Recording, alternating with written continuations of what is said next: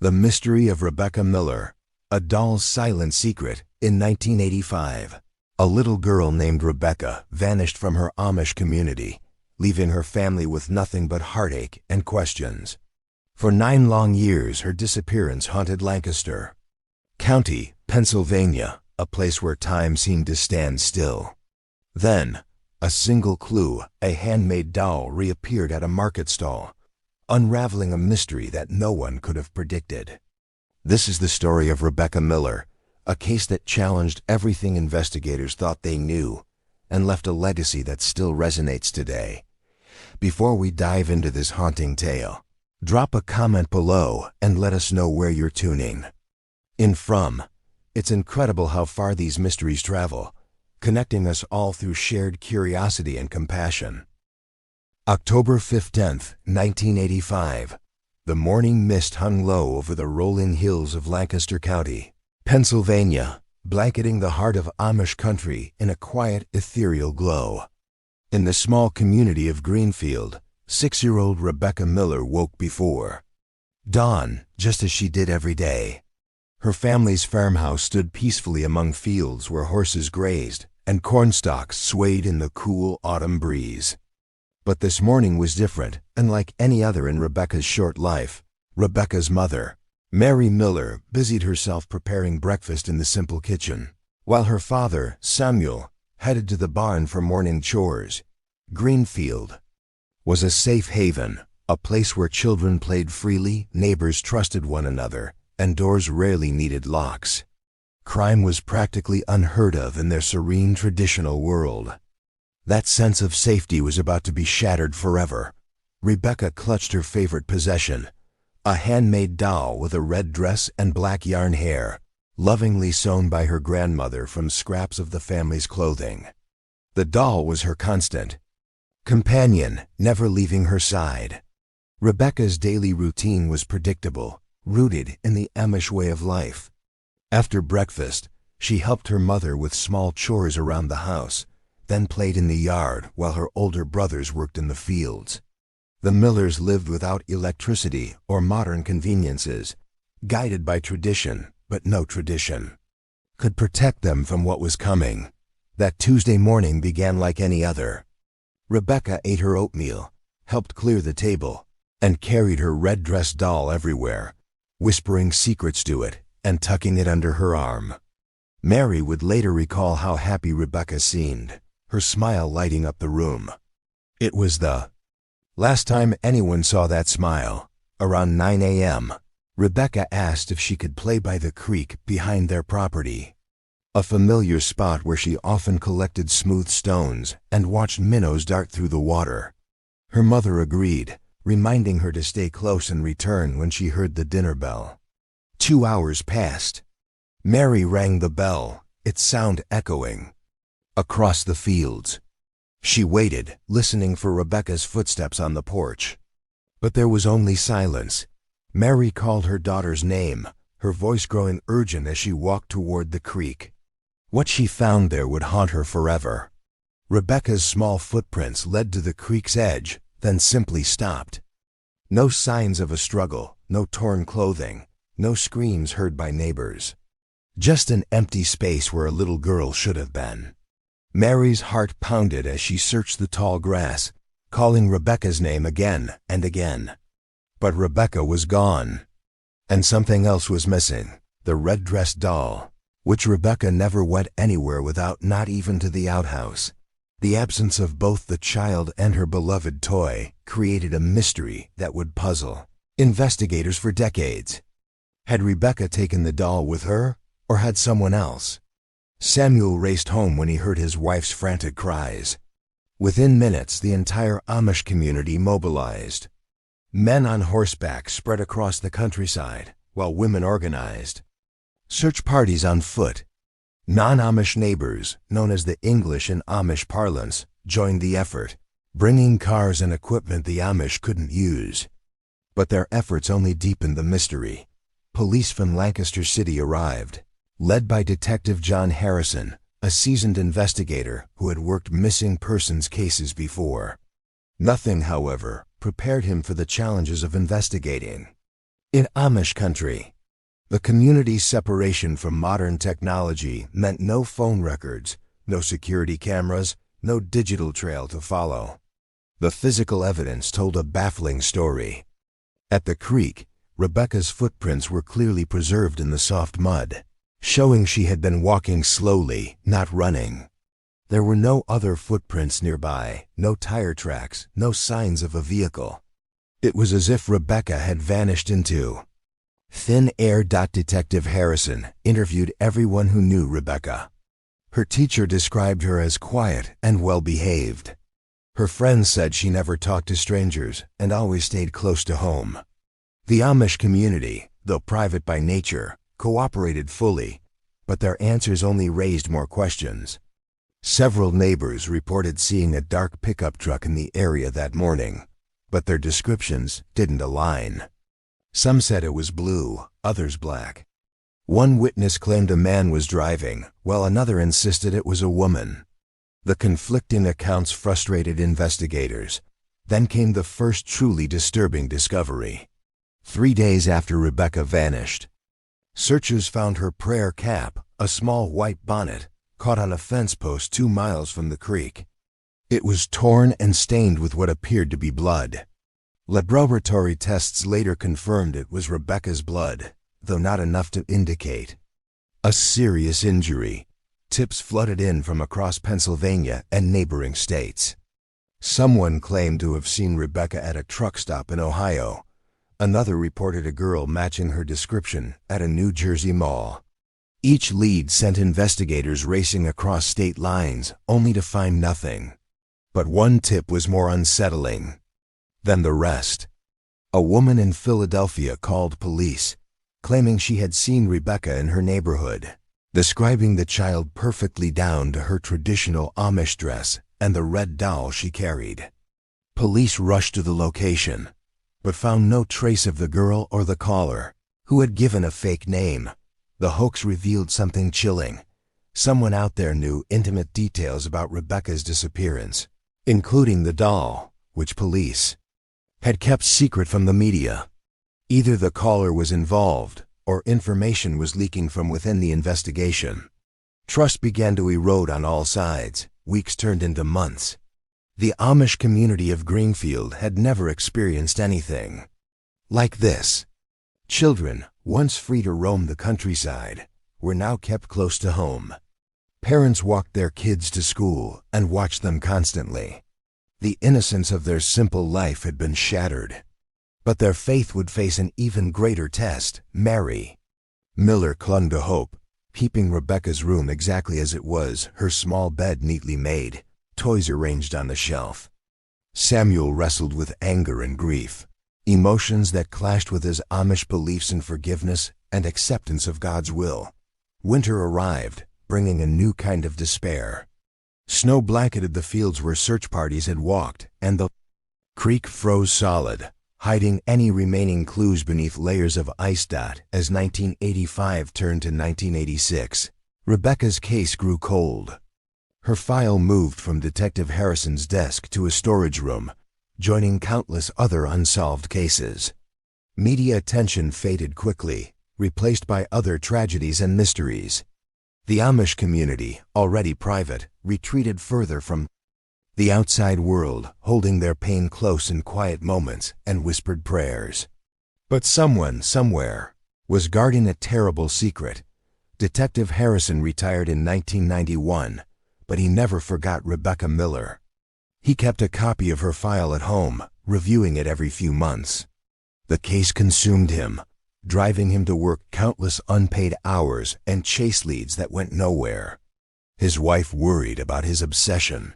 He had no idea a breakthrough was coming. By 1993, Rebecca would have been 14 years old.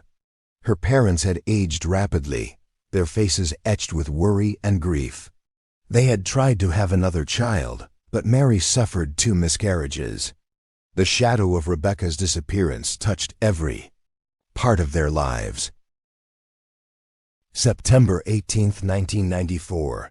Helen Kaufman was browsing the weekly farmers market in Bird in Hand, a small town 20 miles from Greenfield. A collector of antique dolls, she often found treasures at rural markets like this. Her eye caught a small stall run by an elderly Amish woman named Ruth Stoltzfus. Among the handmade quilts and wooden toys sat a child's doll with a red dress and black yarn hair, just like traditional Amish dolls. But something about this doll stopped Helen in her tracks. The stitching was unusual, and the fabric looked familiar. Then it hit her, she had seen it before. Helen had followed Rebecca Miller's case since 1985, remembering the newspaper photos and descriptions of the missing doll. Her hands trembled as she picked it up. The fabric was faded, but the red dress was unmistakable. This was Rebecca's doll, she thought. Trying to stay calm, Helen approached Ruth. "This doll is beautiful," she said casually. "Did you make it yourself?" Ruth smiled and shook her head, explaining that she had found the doll among her late sister's belongings. Her story seemed plausible. She said her sister, a skilled seamstress, had made dolls for local children and had passed away the previous winter. Ruth was selling her crafts to cover funeral costs. But Helen noticed something odd. The doll showed signs of recent play. Though the fabric was faded, the hair had been freshly braided, and the dress had been mended with newer thread. Someone had been caring for this doll, playing with it, loving it. Helen bought the doll for $20 and drove straight to the Lancaster County police station. Detective Sarah Chun, a young and ambitious officer in the cold case unit, was intrigued when Helen walked in carrying the doll. It would consume the next 2 years of her life. Chun pulled Rebecca Miller's file from storage and studied every detail. The original description of the doll matched perfectly. Red dress, black yarn hair, distinctive stitching pattern. Even the small repairs noted in the file were visible. Forensic science had advanced since 1985, so Chun sent the doll to the state crime lab for DNA analysis, along with requests for fingerprint and fiber comparison tests. If Rebecca had been the last to touch this doll, science might finally provide answers. 3 weeks later, the lab results arrived. Chun opened the envelope with trembling hands.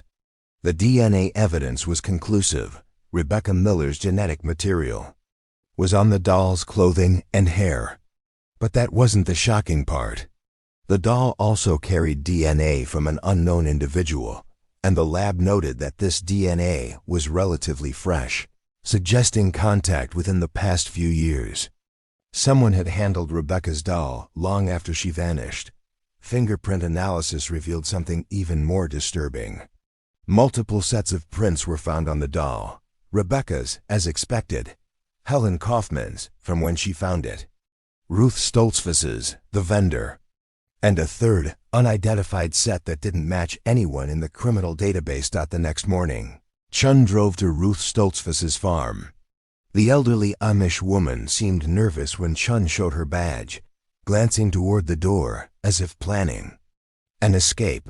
Ruth invited her inside, but her story began to unravel under questioning. When Chun asked about the doll again, Ruth changed her tale. Now she claimed she found it in her barn, not among her sister's belongings. She couldn't explain how it got there or how long it had been there. Her hands shook as she served tea. Then Chun revealed the forensic findings.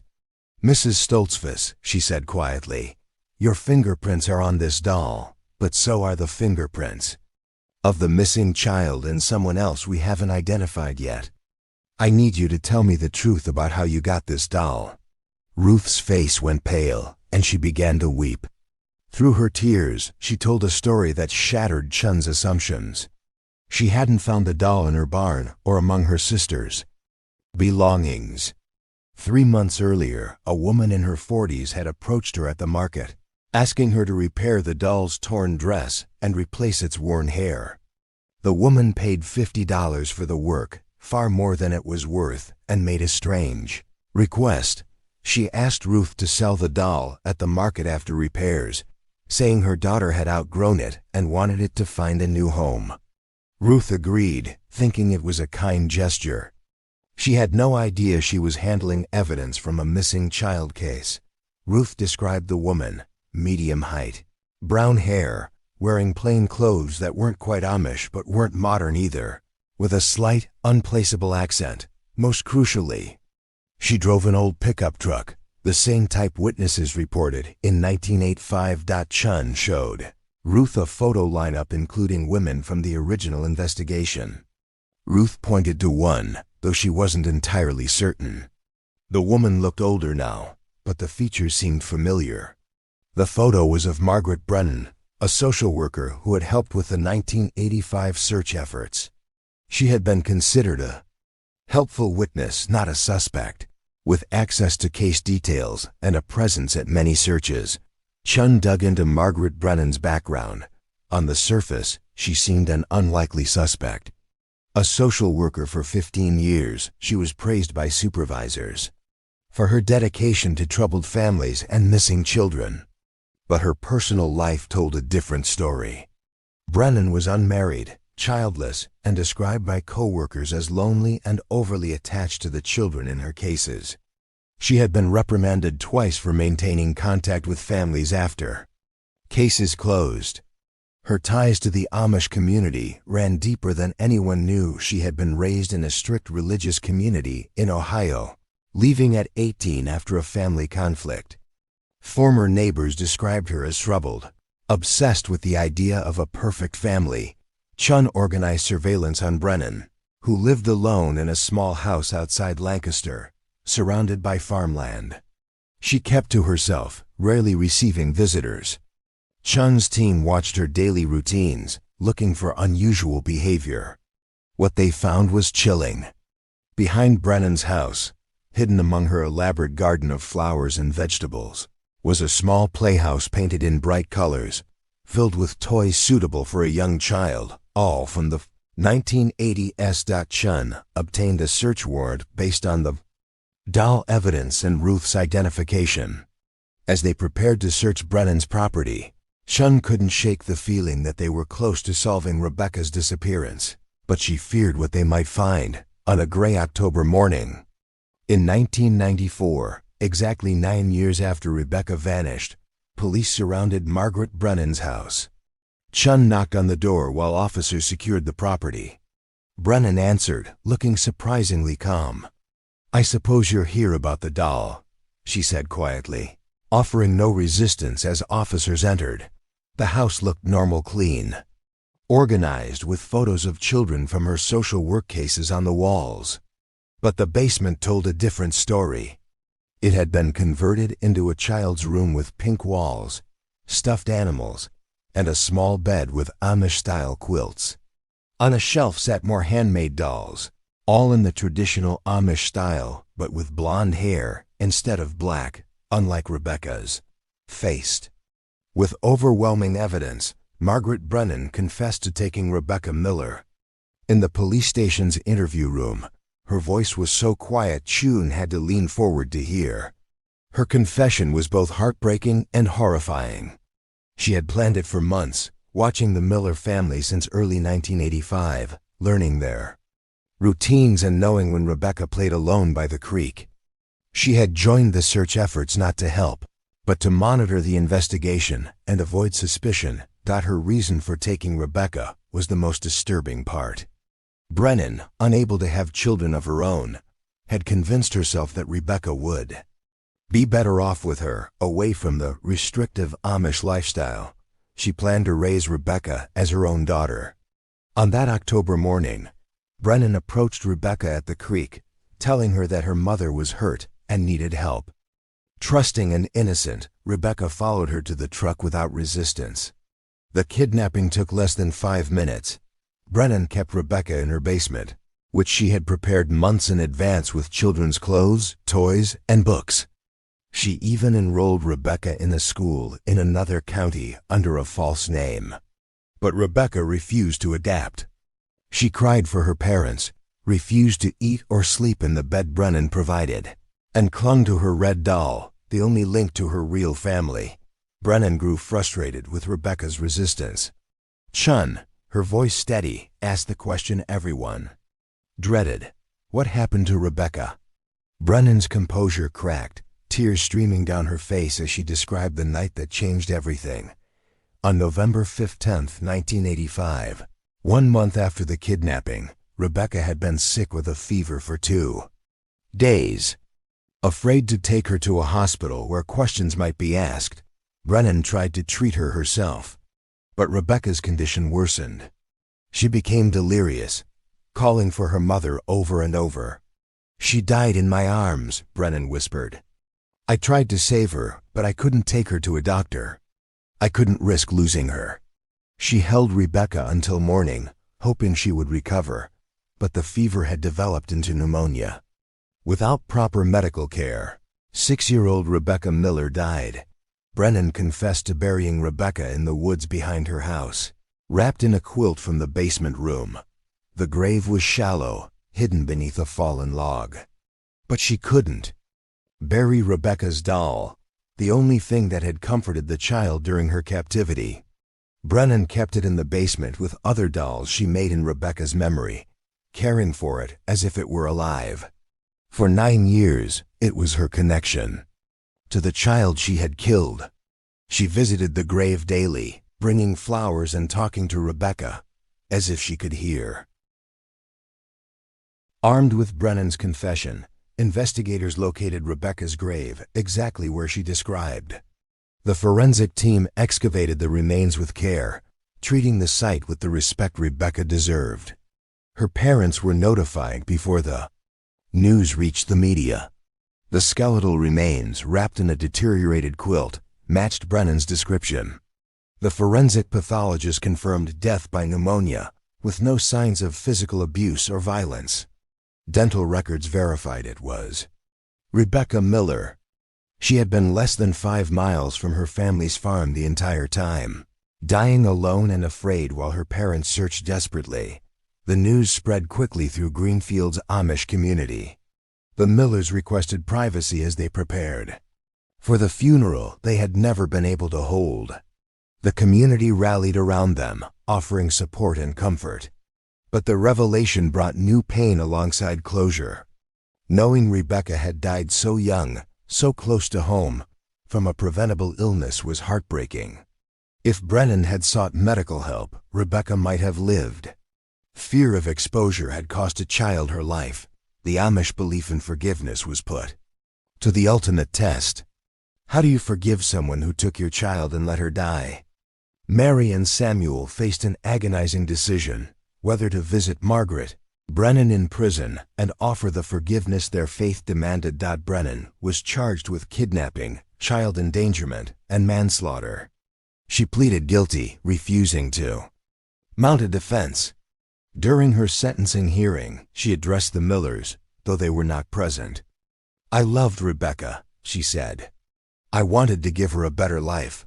I never meant for her to die. I would have done anything to save her."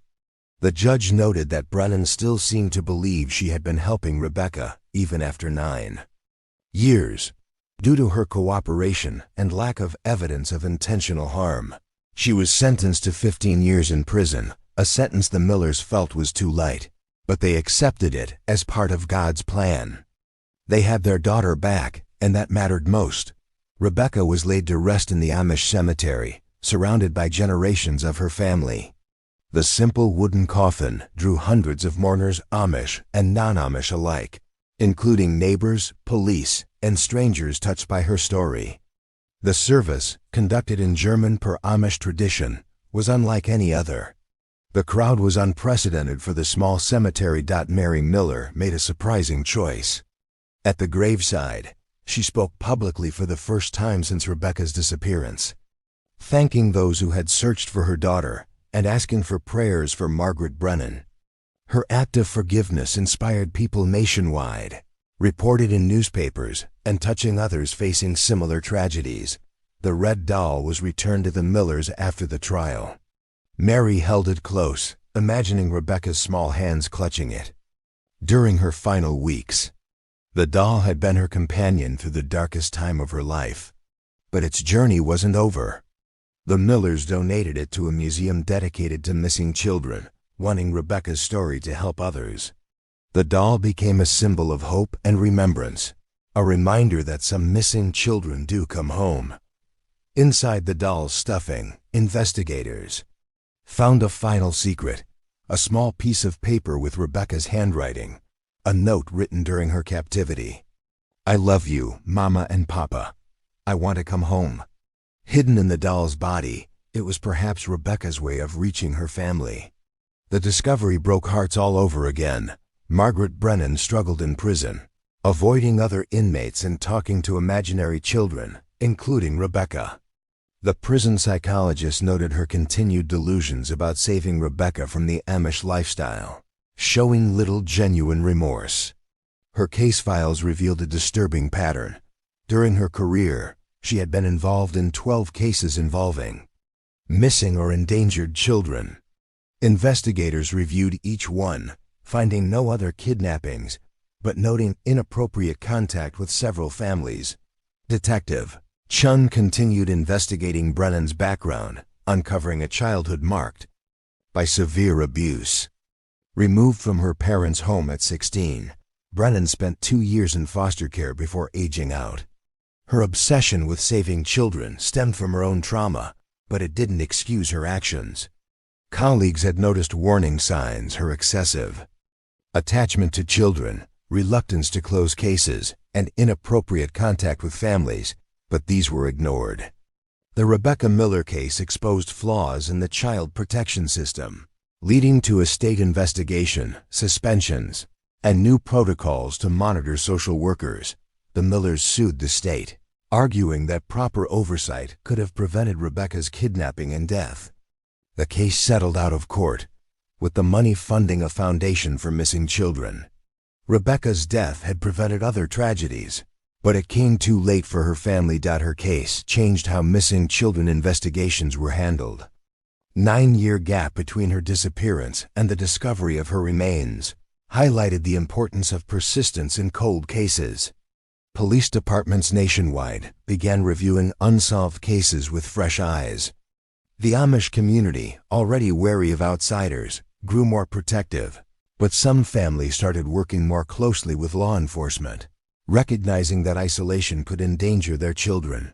5 years after the case was solved, a documentary filmmaker approached the Millers. Initially reluctant, they agreed, hoping to help other families. The award-winning documentary brought national attention, but also unintended consequences. Police reported an increase in attempted kidnappings of Amish children after its release. As criminals became fascinated with Brennan's crime, the Millers faced a dilemma: continue speaking out to help others, risking their community, or retreat to privacy. Their choice would shape Rebecca's legacy. Margaret Brennan was released in 2009 after serving 14 years, due to good behavior. A clerical error meant the Millers weren't notified, learning of her release from a newspaper, reopening old wounds. Brennan's freedom came with strict conditions. She couldn't live within 50 miles of an Amish community, had to register as a child abuser, report weekly to a probation officer, and was banned from working with children. But monitoring her was difficult. Brennan struggled outside prison, living alone in a city far from Lancaster, working as a night janitor. She maintained a shrine to Rebecca in her apartment, with photos and a replica of the red doll. Her mental health deteriorated, but she refused treatment. In 2011, she violated probation by approaching young girls at a playground, asking about their dolls. Arrested and returned to prison, psychologists testified that she lived in a fantasy world, believing Rebecca had been reincarnated, and was searching for her among other children. Brennan was sentenced to 5 more years in a facility with a psychiatric unit. Under treatment, she revealed suppressed memories of wanting to help other children during her career. Her fantasies about kidnapping went back decades, though no other crimes were found. Her mental illness and history meant she would likely remain under supervision for life. The Millers never fully recovered. Mary and Samuel aged beyond their years, raising 2 more children but shielding them from Rebecca's story. The foundation in Rebecca's name helped locate dozens of missing children. And her case inspired new laws for better oversight of social workers and improved missing children protocols. In death, Rebecca became a guardian angel for others. The Millers eventually moved to a more remote Amish community, choosing to grieve privately after years of public attention. Detective Chun built her career on Rebecca's case, becoming a cold case specialist. Rebecca's photo remained on her desk, driving her work to find missing children, though the case left her with nightmares and an overprotective streak with her own daughter. Even with Brennan's confession, questions lingered. Why Rebecca specifically? Were there other victims? Brennan's fractured mind made her an unreliable narrator, mixing memory with delusion. The Millers chose to focus on healing rather than chasing painful details. Knowing where Rebecca was, how she died, and who was responsible was enough. Rebecca's case was closed, but its impact endured. The red doll became a symbol of hope for families of missing children, proving that even the coldest cases could be solved with persistence and advancing technology. Yet deeper questions remain. How does a protector of children become a predator? What drives someone to steal a child from a loving family? How do communities heal from such betrayals? Rebecca's story ended with answers, but thousands of other children remain missing, their families enduring the same agony the Millers faced for 9 years. Margaret Brennan is in prison, but other predators walk free, planning their next crime. How many other red dolls are out there, waiting to tell their stories? How many children are still calling for their mothers in the darkness, hoping to come home? Rebecca Miller's case reminds us that even the most baffling mysteries can find resolution years later. One small clue, a doll at a market stall, cracked open a case that seemed hopeless. Her story changed how we investigate missing persons, and proved that with persistence and forensic advancements, decades-old mysteries can be solved. Today, Rebecca's legacy lives on through better investigations and the countless families still searching for their loved ones.